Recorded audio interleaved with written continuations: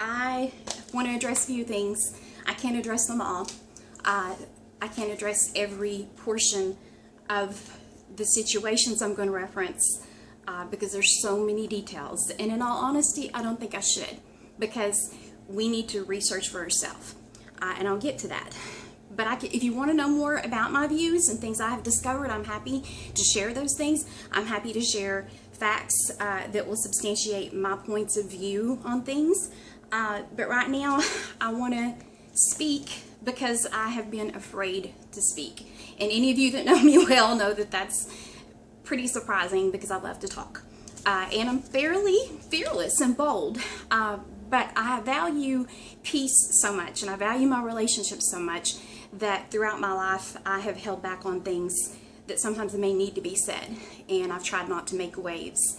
And I don't want to do anything from a spirit of fear anymore. I've been delivered from fear in so many ways, and so I hope that you guys will care about me and still know that I am the person that you've always believed me to be. But that's going to have to be your choice. I still love you. I love you. I've known your views for a long time, a lot of you, many of you. I've disagreed for a long time, but I've not let it affect how I feel about you or what I believe about your character, and I'm asking for that same love, because love believes the best about people. So here we go. What you should know about me, if you don't know me or know me very well, is I am a strong advocate of truth. My daughter could tell you I have a very, very sensitive BS detector. Once I find someone has lied to me or I've been tricked in any way, I become a detective until that person or that situation is proved to be factual again. And I won't let it go. A lot of people will. They'll let little white lies slide. I don't do that. I don't have a whole lot of close relationships because of that. Because I give my trust out when it's earned. And I do call people out, and I've lost friends for it. Not in a mean way, but I guess there's some people in some situations where I don't want to lose you. I don't want to be attacked by you, and for a long time I went through so much trauma that I didn't want to face confrontation, nor give confrontation to other people while they were going through something difficult. But here we go. You should know I'm an advocate of truth. I am highly emotional by nature, but I'm learning to not let that guide my decisions, and I think that's maturity and growth and healing, and we should all do it. I highly encourage it. I formerly supported many Democratic causes, because the Democratic Party often supported things that were founded in love and compassion and justice, and those are qualities that I hold dear, and many of you hold dear. That's why when I disagree with you or disagree with me, I choose to believe you're coming from a place of love and compassion and justice and wanting equality. I know that's your heart, even if I think you may be misled or have been maybe manipulated by the media. But I don't see you as a bad person. I can just think that maybe you've been misled.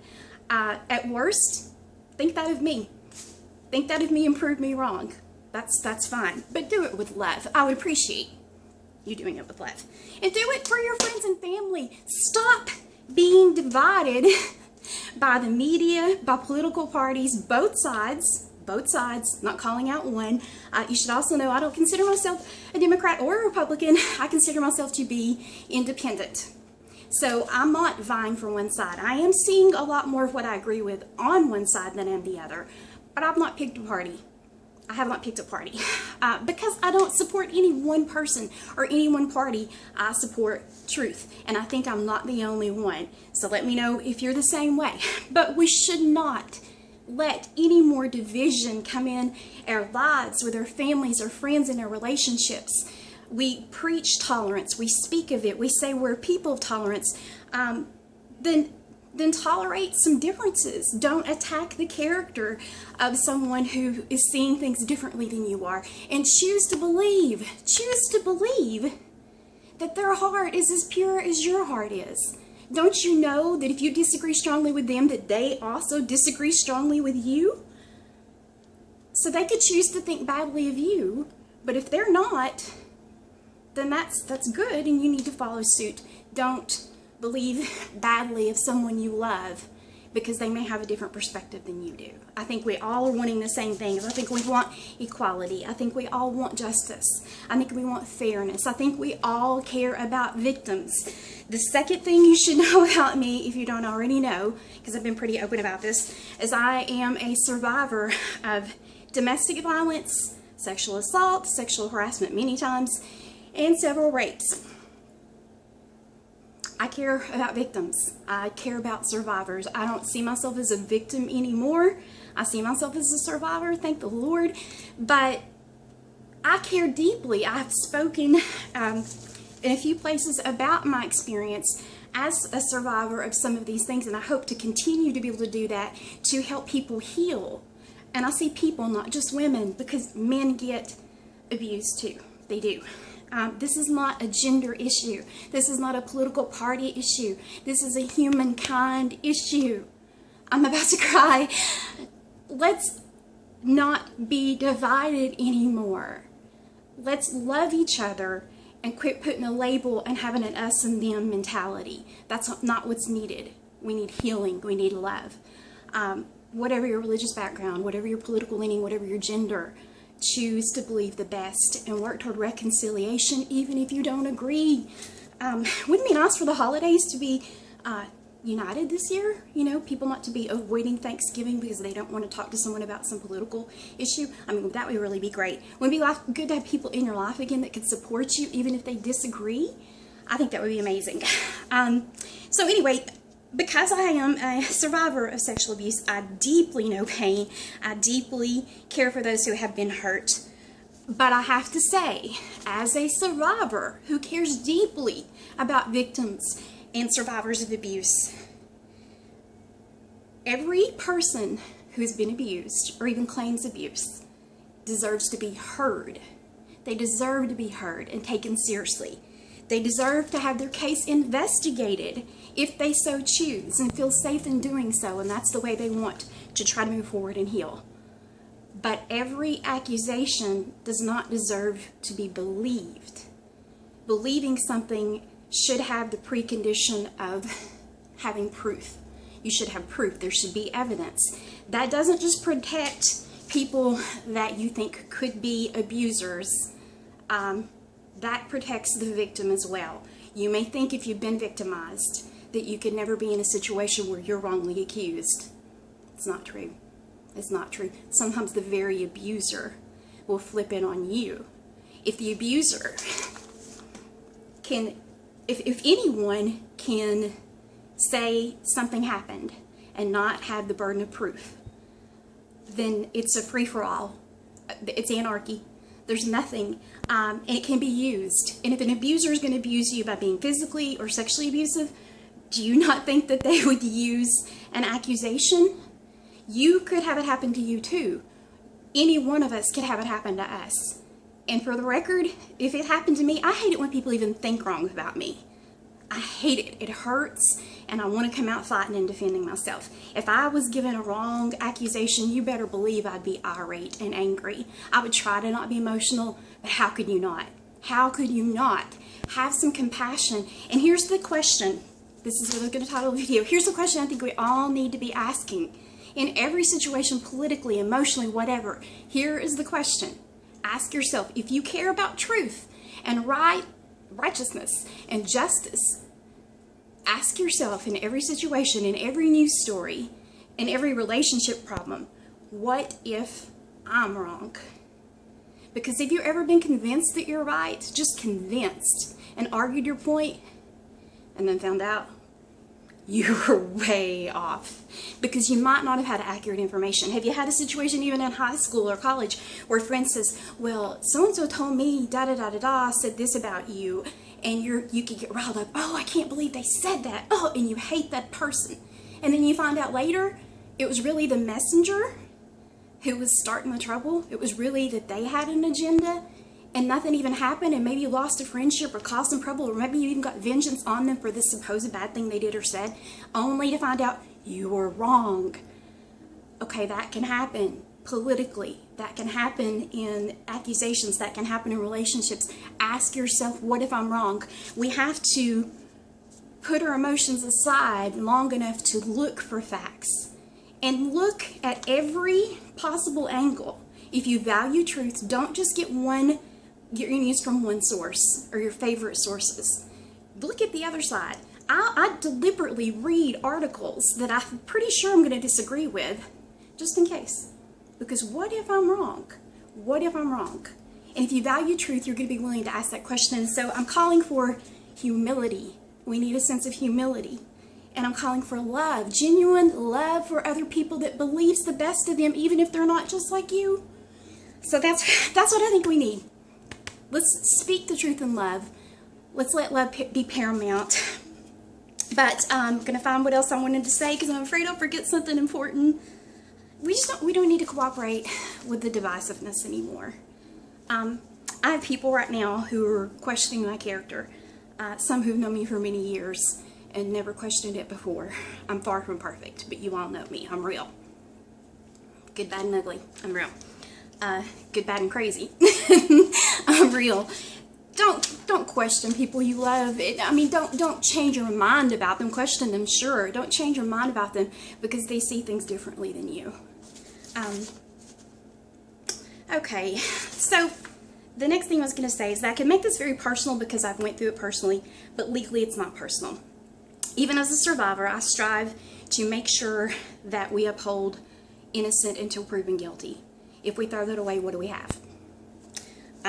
Just because I've been a victim doesn't mean I'm immune to ever being accused. As I said before, it could happen to you, it could happen to your child. You would want a fair run.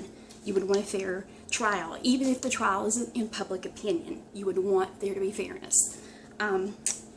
Emotions should not blind you from facts. I discovered, this is going to be a touchy subject, I'll try to make it fast. I discovered that my emotions were blinding me during the election. If you all remember in 2016, it was intense. All elections are, but this one was extra intense. And both sides, or every side for a while. You were hearing something in the news every day, something horrible about the other person, and you didn't know what to believe. I mean, I can't be the only one. I cannot be the only one that was emotionally charged. I know that we were. We didn't know what to believe. But here's what happened. I was getting riled up constantly, so riled up. And then I caught a lie. I'm sure it wasn't the only one, but it opened my eyes. So I went researching, because I told you if I catch a lie, I'm going to become a detective. And I went researching about a few, actually I caught several lies. And much like the situation I described of someone maybe in high school that says, so-and-so said this about you. Even in high school, I didn't get mad at who supposedly said something about me. I might have a flicker of 5 seconds where I'm like, oh, I can't believe they did that. But my next thought was like, wait a minute. How do I know you're not just saying that? And I would distrust the messenger. So I guess I've always distrusted the messenger, and I think that's good if you are focused on truth. You got to consider the source. So when I caught several lies in one area, I went researching. And if the person in high school would have said, hey, they're doing this, they've said that, whatever, it would make me want to investigate the person who told me. Like, what are you trying to cover? What are you trying to do harm to me on? What's going on here? And it made me distrust him. So I thought, if this particular situation is filled with lies, why? What is the distraction? What is the reason? What is the purpose and the motive behind it? And from that point on, I still didn't know what to believe. Even election time, I did not want to vote. If you all saw my voting picture, I was like, I did it, I'm not happy about it. But I had to make a decision like all of us did, and I don't think a lot of us were happy with the options. But we had to pick one or not vote at all, which is not a good idea. So one thing that I did discover involved one little 3-letter word, and this video is going longer than I wanted it to, but that's okay. It was the word let. The reason I'm bringing this up is because it's relevant to the things I just discussed as far as accusations and who to believe and whether or not someone is innocent until proven guilty. And the reason I'm bringing this up is just to illustrate a point. You can get angry if you want to. That's okay. I don't normally like that, but I'm accepting it. You have a right to be angry, even if you're wrong. Okay, so here's what happened. There was a situation, which I'm sure you all remember, where there was a word in a sentence that was very important. And I'm a word nerd. I think words are very important, but so is context. Always look for context. Don't take headlines. Don't just skim a headline and think you know and get riled up. Go read the article. Then go read the other side's version of the article and weigh it out and see if you can get a feel of what might be the truth. But look at context. A lot of things can be taken out of context in the media. They can take a clip and you don't hear the whole story. I have a friend who I may link below, who posted a story today of someone who, when I started reading the story, I was defending one person, and I was a little fired up, and I was a little aggravated at this person for, I was like, you may not know, you may be wrong, and I thought they were supporting the wrong side, but I hadn't even read the rest of the post, and I was getting riled up. My feelings were like, wait a minute. And then when I read the rest of the post, I discovered there was no evidence and evidence to the contrary. And the moral of that story is, you may not know the rest of the story. Withhold your emotions until you get all the facts. Very important. So here's one where I'm going to get it for you. We did not withhold our emotions, a lot of us, before we got the facts. And that's what we've got to do. And I'm going to get to it. Here's the word let. Okay, first of all, let's look at the word let. Do you know what the word let means? The first definition of the word let means to give permission to. Permission. Now, what does that have to do with? Permission has to do with consent. Keep that in mind. Consent. We talk about consent a lot. We teach it to our children. It's very crucial. It's the line between assault and not assault. Correct? Okay. For instance, awkward. But if I go on a date and I let a guy touch me certain places, is that assault? Is it abuse? I'm a Christian, and I'm not married. So since I'm not married, to me that's wrong, but it's not assault. If I let him, that was a mutual experience and a decision on my part. It's not assault. I can tell you that because I've been assaulted. I've been raped. I can't even say it real well, but that's okay. I've been raped. It's not the same thing. It's not the same. Letting someone is consent. Okay, there was someone who was convicted in the public eye, and we still call this person a sexual assaulter to this day. I don't, but I see it all the time.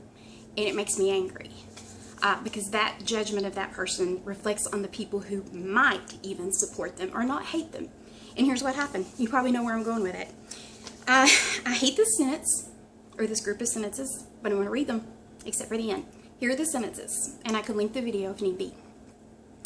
When you're a star, they let you do it. You can do anything, whatever you want. Grab them by the, and you know the word. I'm not going to say it. But, what do we say let means? L-E-T, let. Little word, important meaning. It means they allow you. Now, do I hate that there are women who will give men sexual liberties if they're a star, if they're famous, if they have something they can get from it, if they're rich? Yeah, I hate that. I wish they value themselves more. But that's allowing. Do I hate that there are men that take advantage of that? Yes, I wish they all had great moral standing and honor. Some men do. There are some men who do, thank God.